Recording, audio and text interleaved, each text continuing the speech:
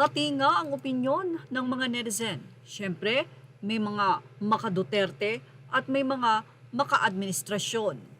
Pero nalulungkot ang marami, especially the 31 million na bumoto kay Vice President Sara Duterte, ang nasabi nga pong impeachment complaint na ngayon ay naihain na sa Senado at naihabol nga ito dahil sa mga kongresistang pumirma at ito ay umabot pa sa 215.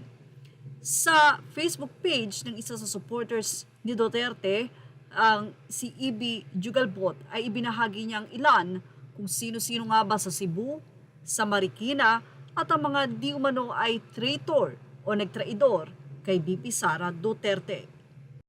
Sa naging update ng Balitang Metro, Kong Maan Teodoro, kasama sa 153 na kongresistang pumirma sa impeachment ni VP Sara Duterte. Ngayong araw ng Miyerkules, Pebrero 5, 153 ng mga kongresista ang pumirma sa impeachment laban kay Vice President Sara Duterte. Isa sa mga pumirma sa nasabing panukala ay si Kong Maan Teodoro, na kasalukuyang nagsilbi bilang Assistant Majority Leader sa Kongreso. Sapat ang bilang ng mga pirma upang iakyat ang impeachment ng Vice Presidente sa Senado.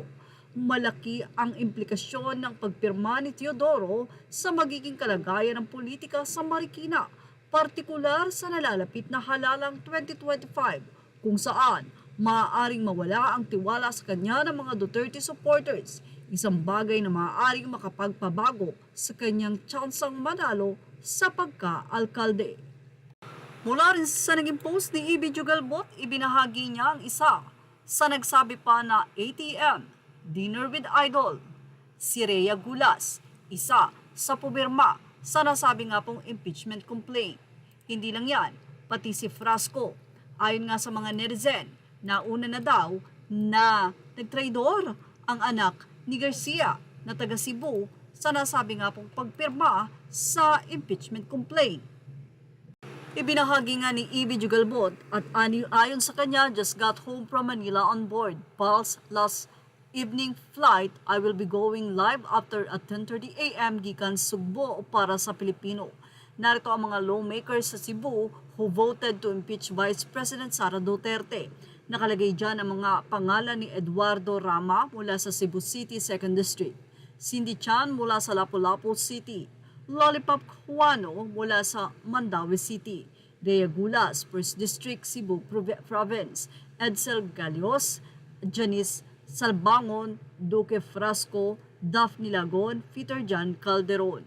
Narito naman ang naging pahayag ni BP Sara. Aniya, mahirap mag-react kung hindi natin nababasa kung ano yung official statement nila. Baka masobrahan o magkulang yung reaksyon, so kailangan nating antayin.